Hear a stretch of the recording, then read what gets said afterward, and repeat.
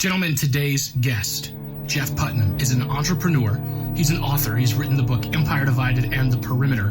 And he talks with us today about making sure that you are there for your family. Yes, live out your dreams. Yes, work hard, but build something worth building. He talks about that and the fight for masculinity in this culture. So make sure that you tune in right after this. Warning, applying these principles may change your life. People will look at you differently. You'll walk straighter, live bolder, and find out who you are. This is the Manlihood ManCast. Here's your host, Josh Hatcher.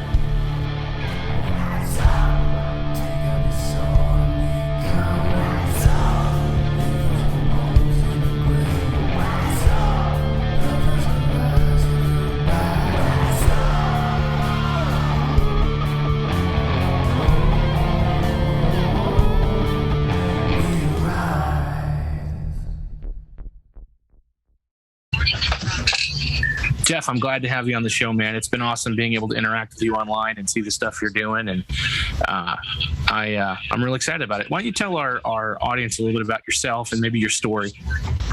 Well, currently I am a self-proclaimed writer.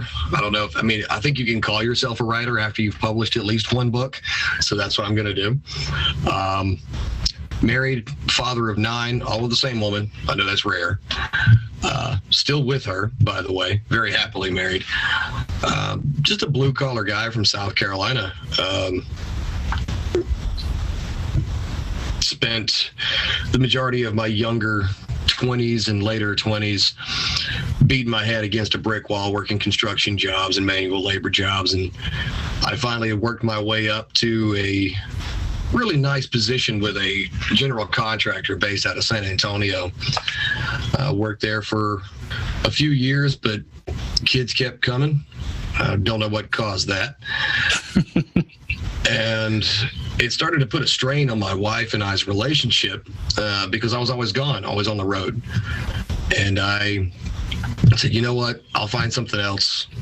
It's not going to be a big deal. I'll just find something local because I'm really not interested in getting divorced. So I quit the job, went to go find something local, and of course I'm an idiot for that.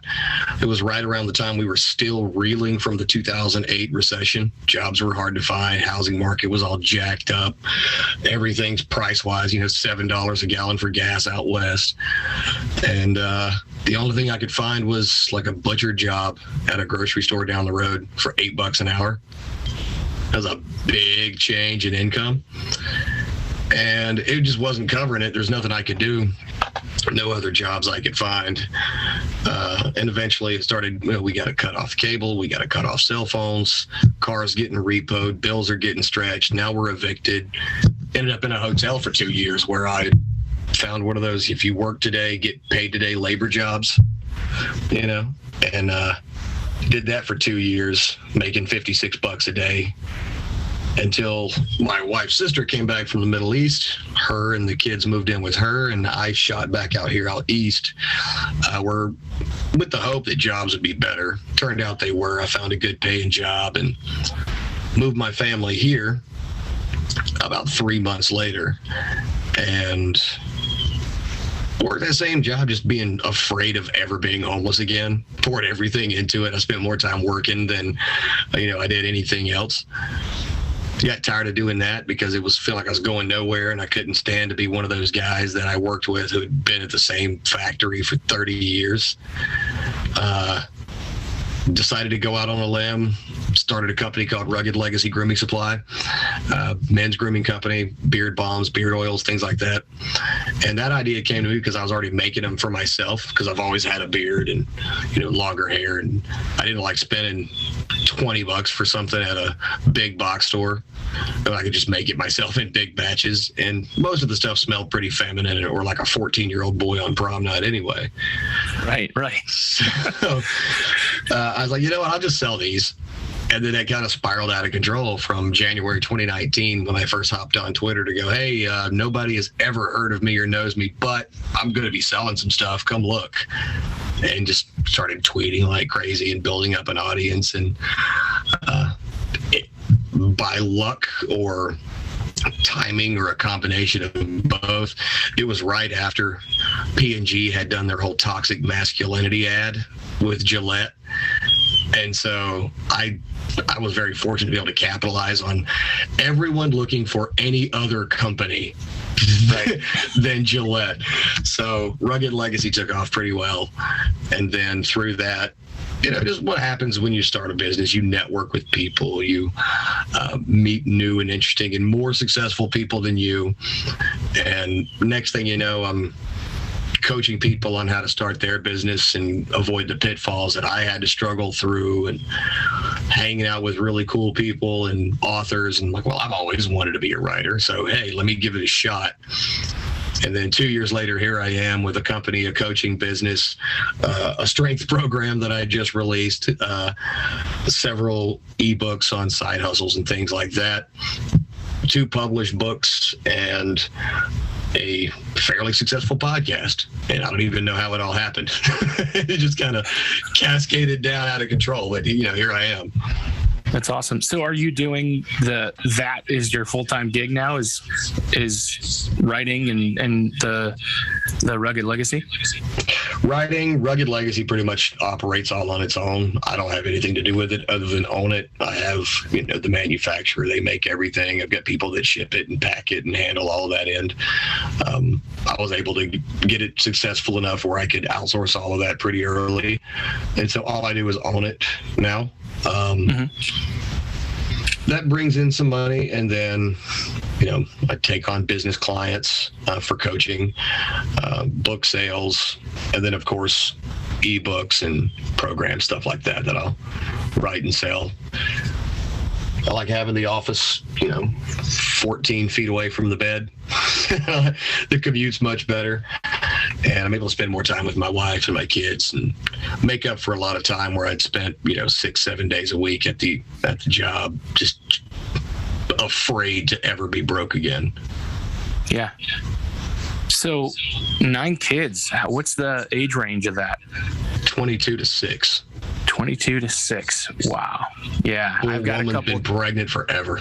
I've got a couple 22-year-olds myself, and my youngest is 16. I've got 4. I think after that one, we're like, okay, I think I'm done. So kudos to you, man. That's awesome. Yeah. We were never like, okay, well, we're going to have another kid, or we don't want another kid. It was just, whatever happens. Yeah. No, I think that's awesome. Do you get the time that you want to get with them now that they're all, not at your home? Do you get a little more time with each of them? The older 4 have all, they're grown, moved out. 1 just shipped off to basic training back on the 1st of this month. I've got 1 living in upstate New York, 2 living in West Texas. But yeah, we're all still, close and whatever. But more time with the younger ones that I missed with the ones that are older, back when we were struggling and I was trying to, dedicate everything I had to just making money. Yeah.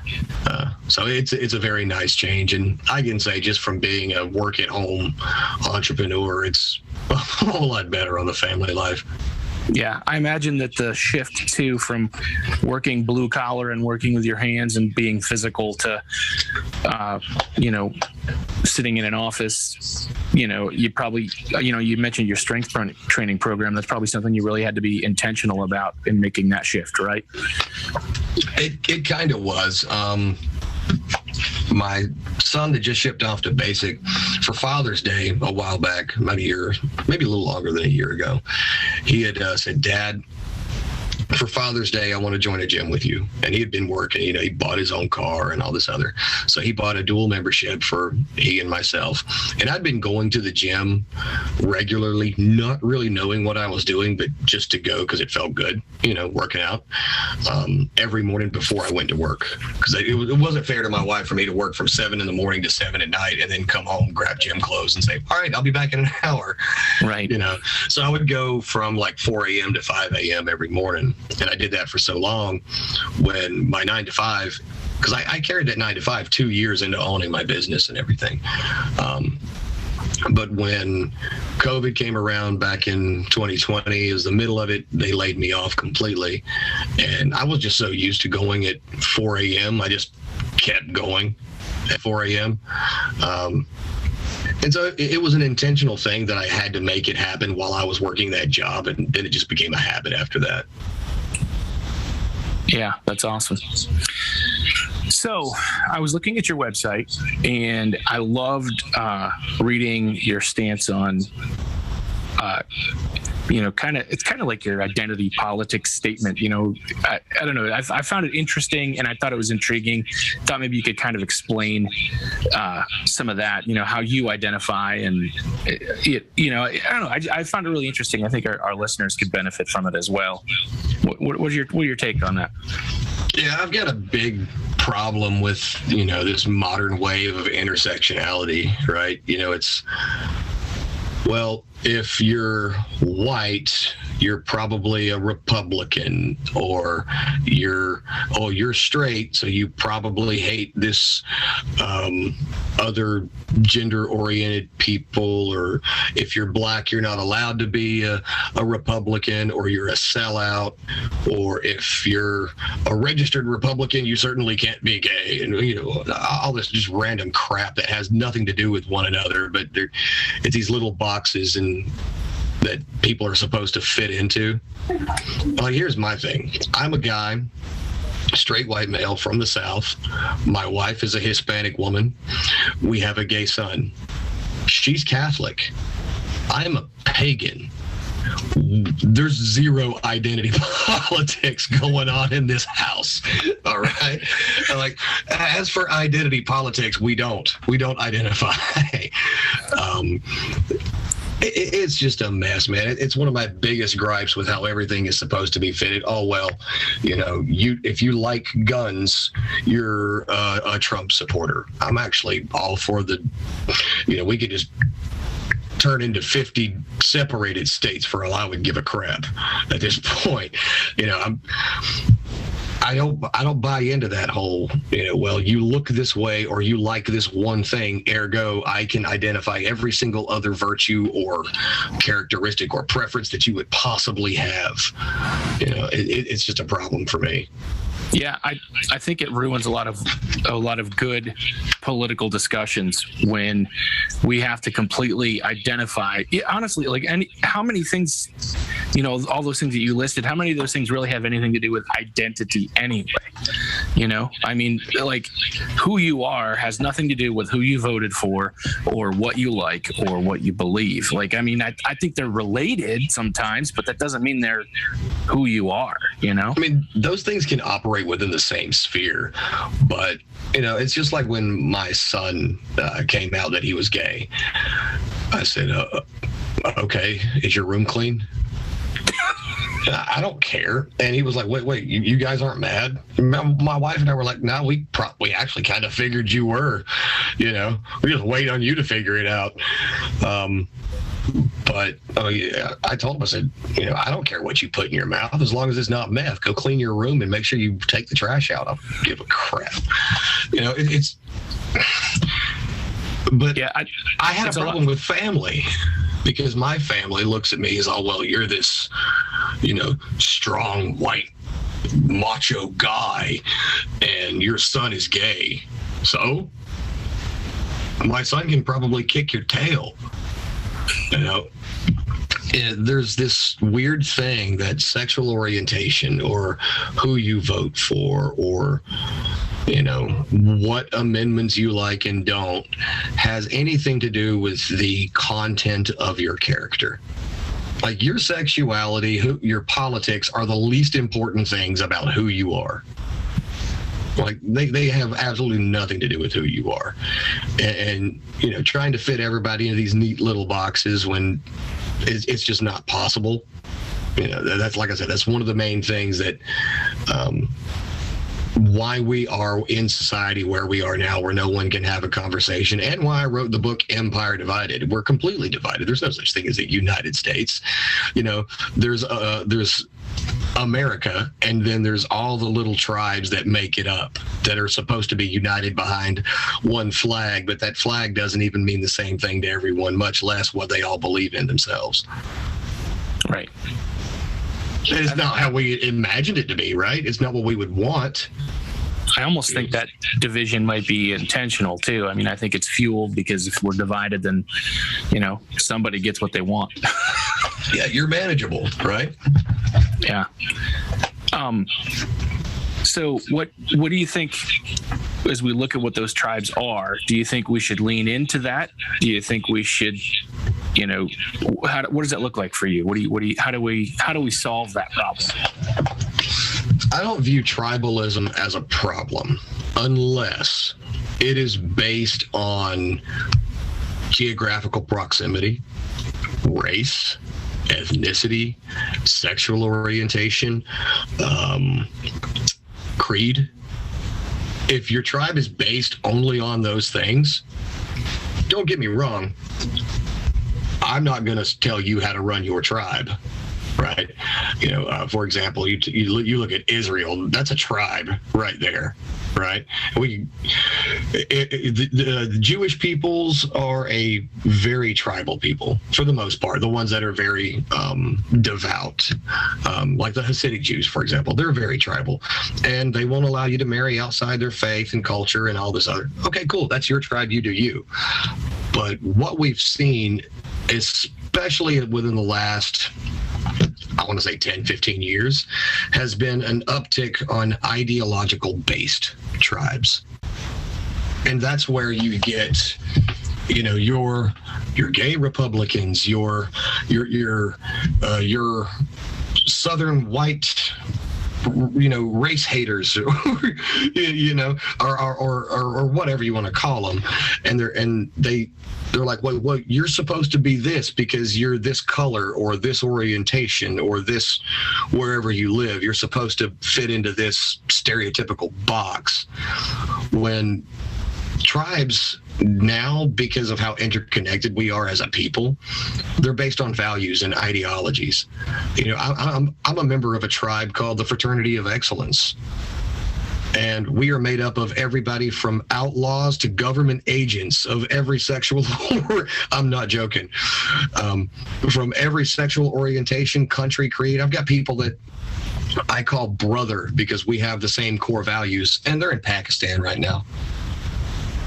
But the values that we believe in and the type of men we want to be and the type of future we want to see for our children, we're all aligned in that. And so tribalism of that nature, that's what we should lean into. We should absolutely reject the admission of people to our tribes that seek to destroy the things that we value. I'm all for gay couples owning machine guns to defend their meth lab if that's what they want to do. You know what I mean? I don't care who you are, what you do, as long as your values aren't, hey, we need to destroy those people with those values. And that's what you see a lot of. And being told by mass media or the government or whoever trying to shame you or guilt you into saying that you're a terrible person if you don't tolerate the people that want to destroy everything you care about, I can't get behind that. If that's if you're going to call me a terrible person because I don't want to be destroyed, well, then I'll take the label. Yeah, I feel like that's the general narrative these days is, they want to put that idea that the other is somebody that needs to be hated, somebody that's evil. And, and then, I think most people in general don't hate anybody. I think the average American doesn't look at the average white American doesn't look at the average black American and say, I hate you because you're black. But then what happens is we have the media and everything else that stirs up and looks for reasons to stir that up, so they stir up, the black person hating the white person and telling them, hey, that white person hates you. And then the white person says, oh, well, fine. You're going to hate me. I'm going to hate you. And then it builds, man. And I don't know, man. It's like that's what's supposed to bring unity. That's what's supposed to bring unity, right? There's no us. There can be no us by the very definition if there's not a them. Right? There's always an us and them. You take it back to the Cold War, it was us against the commies. Right? World War I, it was us against World War I and II, it was us against the fascists. Right? There has to, now it was 9/11, it's us against those people in that sandbox over there. There's always has to be an us and them to get people to unite behind a common cause, right? The problem is people are so ideologically spread out in America that there's not a single common cause that anybody is willing to rally behind other than leave me alone.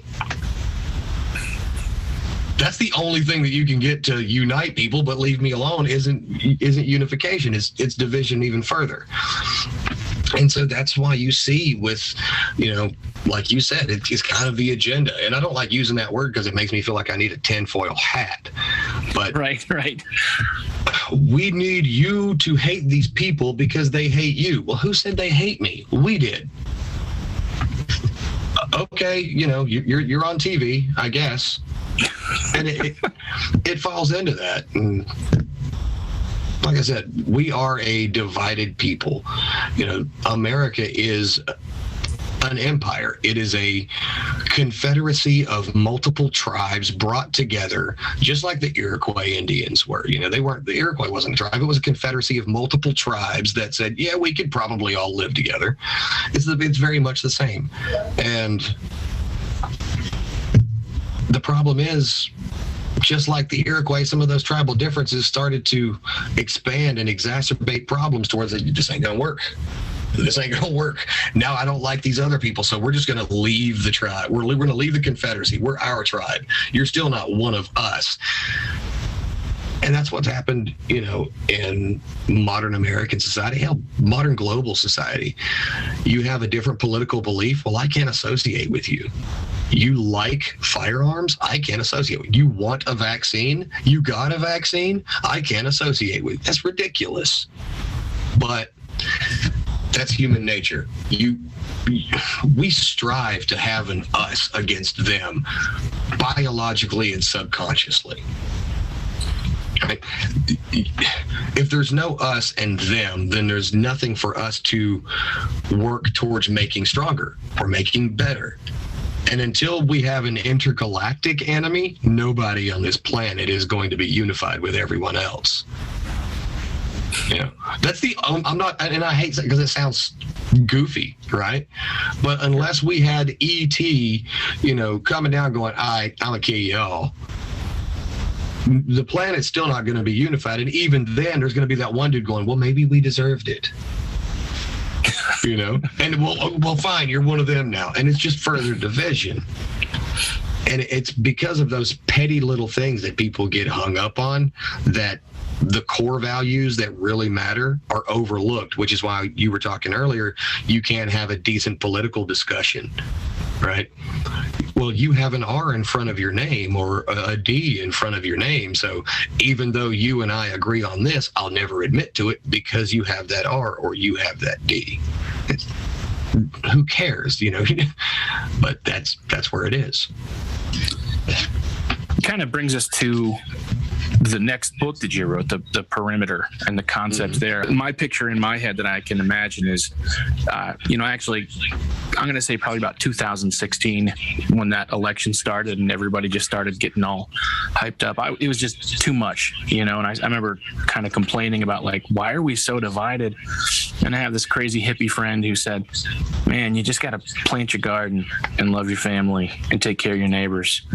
And you focus on your circle, and that's kind of the image that I'm picturing as I'm, reading about your book there. And, that's, I think, honestly, the answer to it is how about we tend to what's ours, right? I mean, that's kind of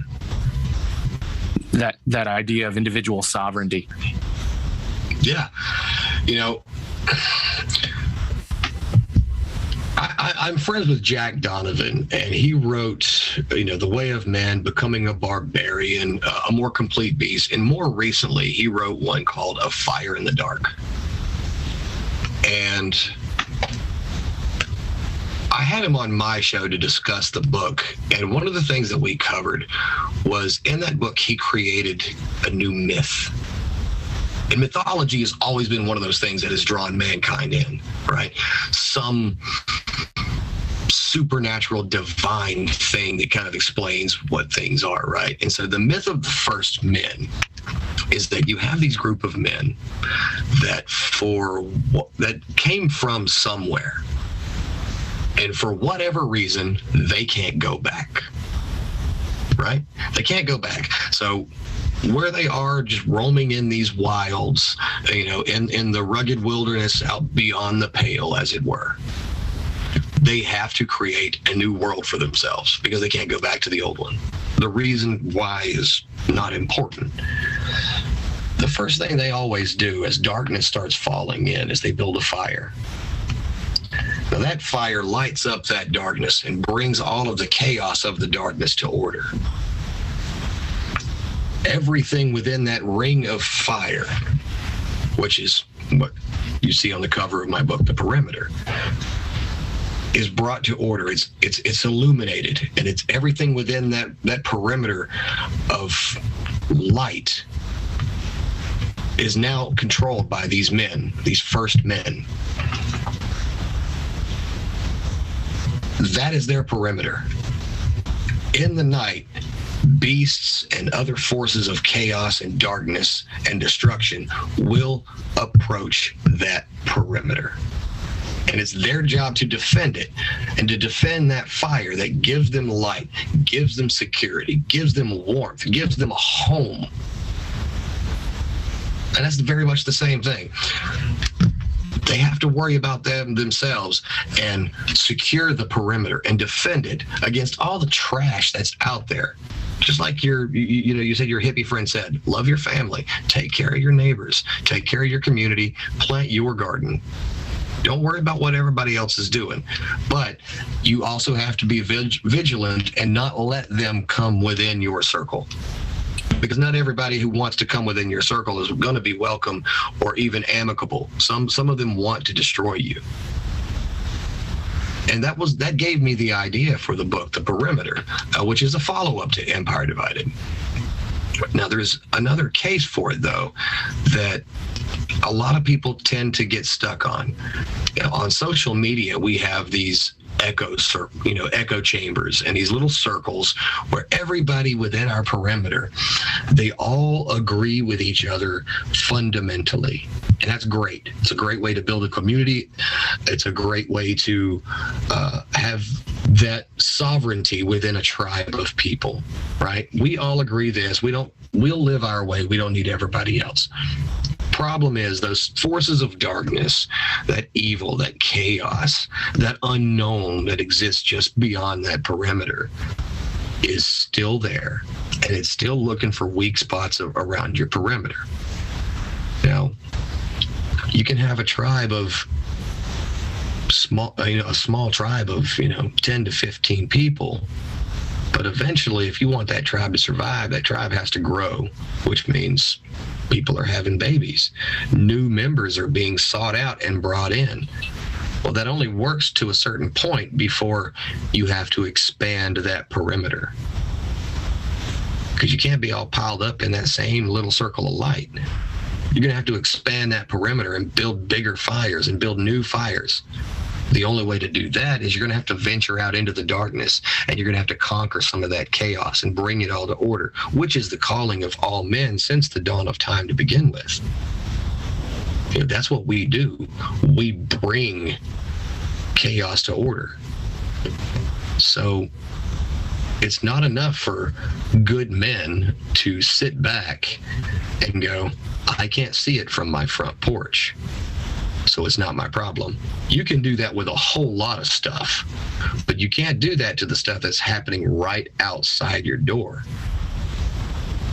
You can't do that when the values you're allowed to teach your children at home start to be looked at as maybe we should outlaw this because we only want these people and these kids learning these values, these government approved values. Well, now it's time to take a stand. Now I'm going to have to go out. I'm going to have to grab my stick, my torch, my spear, whatever it is. I'm going to have to fight back this darkness and say, no, buddy, you do you over there. But if you come in here, I will destroy you because I'm not going to let it happen to my people. And that was the whole concept behind the perimeter. Sometimes to defend it, you have to expand it. And to defend order and bring in more order, you have to attack and destroy chaos and bring it to order. So with the social media circles, everybody goes, well, I'm only going to associate with people and look at the content that I like. And so, for example, let's say if you and I are, we're content creators, we have a message that we put out for men. What if I only shared your content, or if you shared your content with me and I shared my content with you and we never shared it with anyone else? There's a lot of guys out there that will never hear that message. So they're out there roaming in the dark, and they would and there's a possibility they would make a valuable member of the tribe if only they knew that there was a better way than just wandering around in the dark. So you have to expand that perimeter and cast more light on darkness if you want your tribe to grow, and if you want your tribe to survive and thrive, which is more important than just getting by and surviving. Well, and I think about, there's other tribes who may have some different values and then some values that we share. And, we can make peace and have allies, even though we have things we disagree on. And you don't have that if you only stay in your circle, But I do agree, our circles, like our family and our close-knit community has to be solid and has to be cemented. Like I love, people always say, well, you're so closed-minded, because I don't like to change my mind about what I really believe. And I'll say, I'm actually okay with that. I'm okay with being closed-minded. I'm an open person and I'll listen to all kinds of ideas, but it doesn't mean it's going to change my mind, and I think that's okay. That's okay to say, I will listen to and engage with things that I disagree with, rather than just accept it all. And, I think that's a wise position to take. If there's something that is a core value, you don't have to change it, Exactly. And people make a big deal about it when you say, well, I'm never going to change my beliefs. Well, this belief upsets that person. Well, this person doesn't have to be a part of my circle. I don't hate this person, but I also don't actually care about this person. I can be indifferent and apathetic to other people and still not hate them.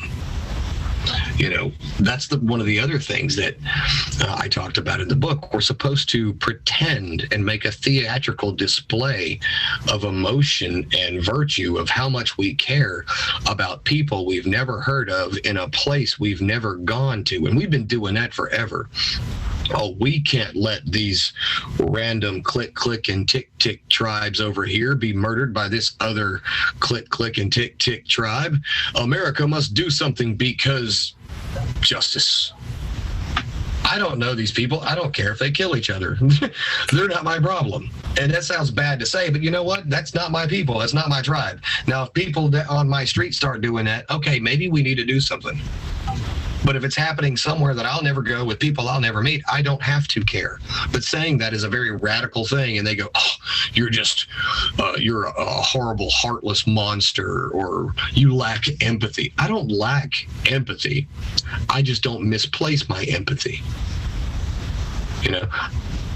One of the things I talked about in Empire Divided, and this one rubbed a lot of people the wrong way, but it's true. You remember a few years ago when Italy was closing off its borders because people were fleeing the failed state of Libya on boats and floating across the sea, trying to get there and enter Italy as refugees? And Italy had their Coast Guard, Navy, whatever you want to call it out there, stopping them, saying, no, you can't pass. Well, there was one thing that popped up, and it was on every social media. It was on every newspaper and magazine cover. It was an image of a 3-year-old boy that had drowned at sea.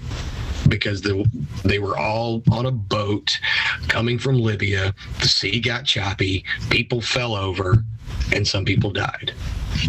And one of those people was a 3-year-old little boy that washed up on an Italian shore.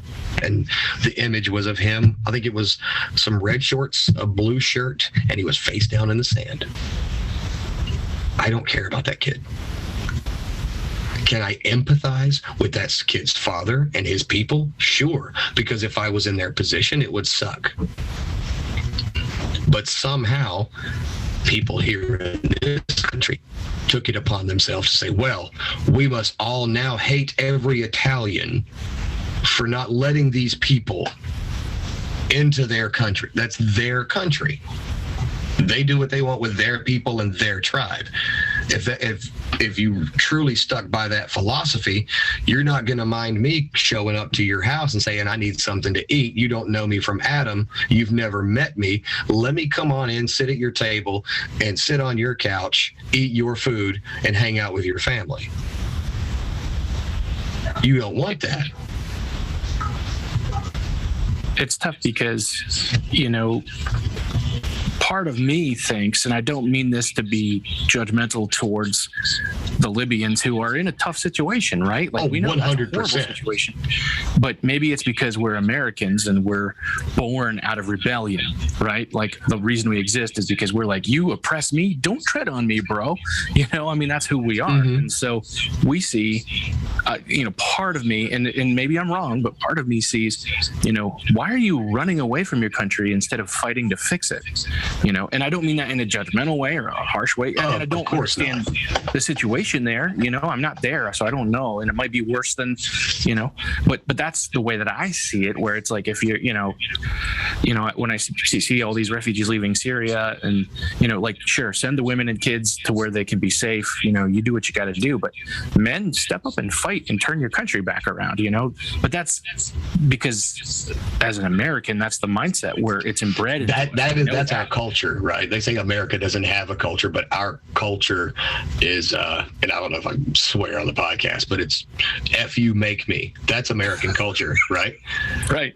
That is the one unified church that everybody in America belongs to, is F you make me. Right. It's totally true though, and so for me, I look at that situation and I see it a little differently.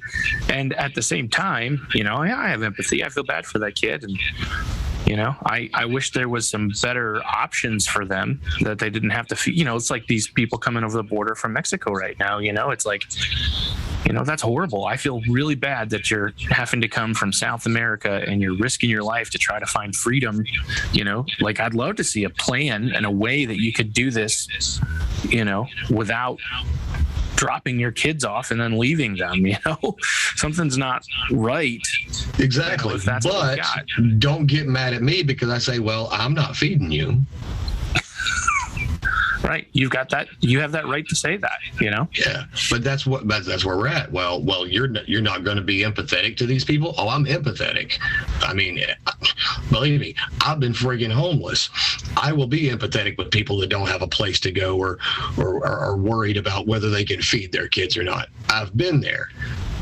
But that still doesn't make it my obligation to take in every single stray, and it may sound derogatory to say it that way, but I don't take in every dog, cat, wounded squirrel to take care of, and I don't take in random strangers that I see panhandling, down in the corner. I don't take them in and bring them to my house and give them clothes and food and all this other and make it my responsibility. Especially if I had the power to do it, would I do something to help them? Sure. But I'm not going to take care of someone else who is not a member of my tribe if it's going to be detrimental to the structural integrity of my own people and my own tribe. Yeah, I think that's probably the key, because I'm okay with helping somebody, especially kids. I'm like, I don't want to see these kids suffering, so I'm like, hey, here's a kid. Let's take that kid in. Let's take care of that kid. Make sure that kid's not forced into human trafficking or something horrible. That's different. But when I look at just this idea that we should allow people to come in and take over, no, like we need to have a better system here. This isn't working, And yeah, like you said, the homeless people on the street. Yeah, I'll give $5 to go buy you a sandwich or put gas in your car, but you're not going to come stay with me. Yeah. I've got a teenage daughter at home and I want to keep her safe, Right. I'm not going to help people that are not my people. That's going to be detrimental to my people. It's the trolley question, right? If you have 4 people on one train track and 1 person on one train track, train is barreling down and is going to kill these 4 people. You can't save them, but you can throw the switch and make the train only hit the 1 person. Do you throw the switch? Most people will go, yeah, because I can save 4 people, but you're still killing that 1. But then they switch it around and they go, well, now you've got these 4 people over here, same scenario, but instead of this one random dude on the other track, it's your sweet little grandma. Do you throw it? Oh, no, I'm going to let 4 people die. I can't kill my grandma. And there's the other scenario. And it's an outrageous scenario, but this is used by most studies for people's stance on morality, and it's usually pretty accurate across all of anybody that does it.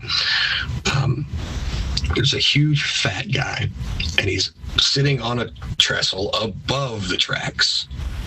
There's no switch.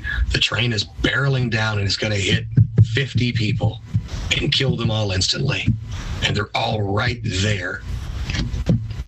You can stop the train by somehow managing to push the fat guy off the bridge and pushing him down in front of the train. It will kill him, but it will allow the train to stop before it hits those 50 people.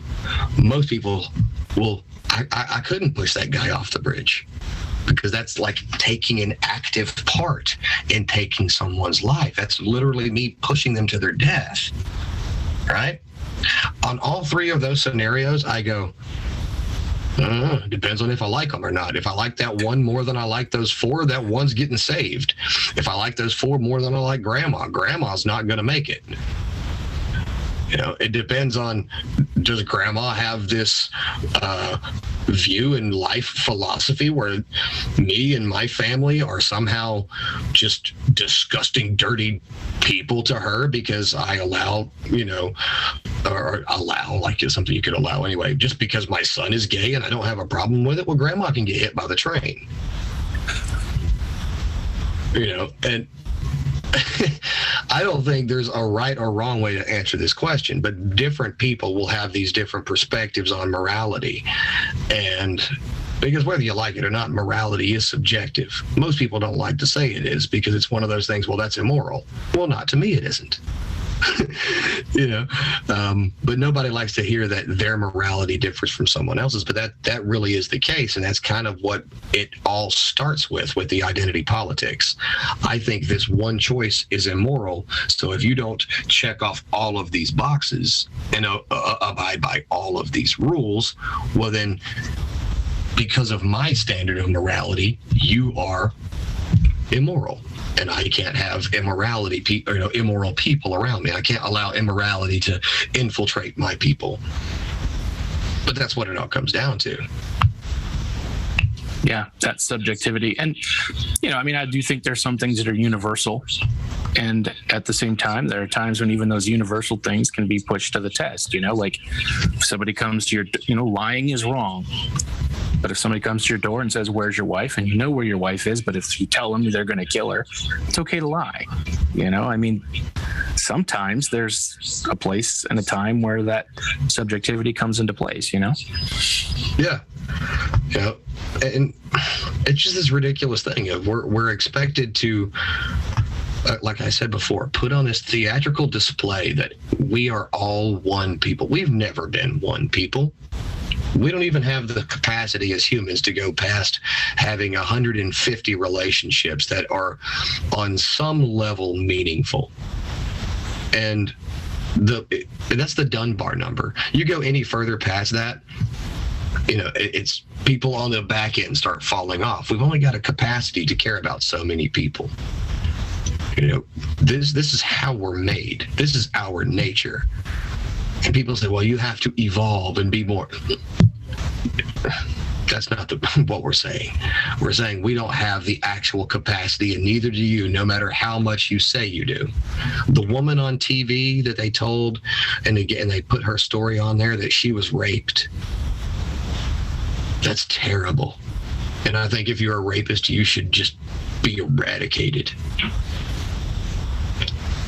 But by actively caring about that woman that was raped, I was simultaneously not caring about the other 3,000 rapes that happened that same day that didn't get covered by the news because I didn't know about them. It's just one story that was cherry picked. And it's the same thing for anything going on anywhere that you see pop up on your TV screen in the news. I remember hearing a lot about the things in Rwanda back in the 90s with the Hutus and the Tutsis, the massacre between those two tribes. At that exact same time, there was a civil war going on with the Russians and the Czechs that was even more brutal, that barely got any coverage at all. So are you going to accuse those people that cared so much about the tragedy and the atrocities that were happening in Rwanda of not giving a crap about what happened to the Chechens and the Russians in that civil war? And I think it was 94. No, you can't. But the reality of this, and the whole point of that scenario, is that caring about someone and loving someone is an active thing. And you only have so much bandwidth to do it in. It's like butter on toast. Too much bread and the butter runs out and it becomes insignificant. It's like you love your wife and your kids more than you love your best friend. Right? If you stopped being around your wife and kids and spent all of your time, as much time as you spend with your wife and kids, with your best friend, and reverse those roles, you wouldn't help it, but you would start to love your best friend more. And that's just the way we work as humans. But we have a capacity that no matter what kind of theatrics we're expected to put on, or virtue signaling politicians, or even the random Karens on social media say, well, I'm starting a fundraiser for that disenfranchised Amazonian tribe that doesn't have iPhones. Whatever. It makes her feel good because they're more exotic and more unheard of. It makes all the rest of her Karens, the ladies who eat lunch and Cobb salad every Tuesday at that fancy restaurant, well, I need to find something to start one for so I can feel as virtuous. It's pluralistic, and it's a competition for status based off of shallow virtue. And that's all it is. It's nothing more than theatrics. Jeff, I like to ask this question of all of my guests. What's your best advice for the men that are listening?